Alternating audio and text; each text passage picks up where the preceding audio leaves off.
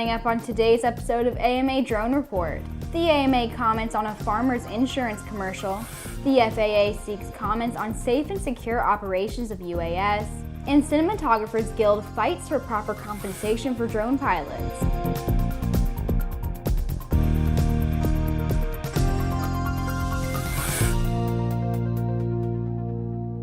Welcome to Airborne's AMA Drone Report, a weekly news program covering the recreational drone world in partnership with the Academy of Model Aeronautics, one of the oldest and most respected aviation organizations in the world, with more than 200,000 members and 2,400 clubs across the country. I'm your host, Sophie Herlock. Recently, Farmers Insurance aired a commercial which showed a drone crashing into a windshield of a moving vehicle. While the AMA appreciates that Farmers Insurance commercials typically focus on unusual accidents, the association did state they felt the commercial fuels a public misperception of drones.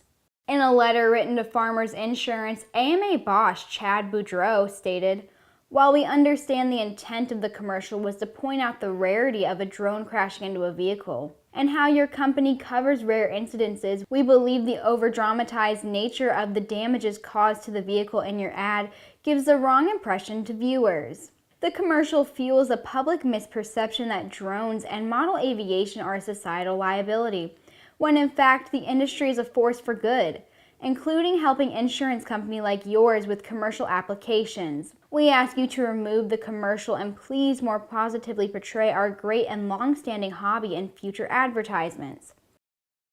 Boudreau's full letter to farmers is posted on amablog.modelaircraft.org.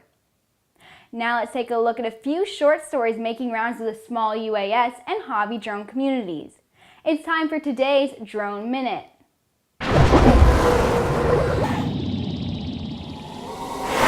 Anna University, located in Tamil Nadu, India, has set a record for hovering an unmanned aerial vehicle for 6 hours, 7 minutes, and 45 seconds. This record has been confirmed by the FAA. In an effort to create UAS technology as an emergency response tool, DJI has partnered with the Los Angeles Fire Department to provide them with access to new technologies, training, and support, so the LAFD may use UAS technology as part of its operations. The LAFD has flown more than 175 incident-related missions using a variety of DJI's drones, including the Matrice 200 and 600 series and Phantom 4 Pro UAS. Ocean Pines Police Department in Maryland will now be using drones to help them find missing persons. This new technology has already been used to help officers find a missing 79-year-old woman last week. Triangle UAS launched a drone-mounted real-time video streaming system to enhance situational awareness for first responders. This video streaming system will aid first responders in disaster response, search and rescue, and law enforcement events. And that was today's Drone Minute. The FAA has issued an advance notice of proposed rulemaking regarding safe and secure operations of small UAS. In this notice, the FAA is seeking comments on potential new rulemaking for operational and performance restrictions of UAS and model aircraft. Some of the new restrictions being considered include altitude, airspeed, standoff distances, and unmanned aircraft traffic management.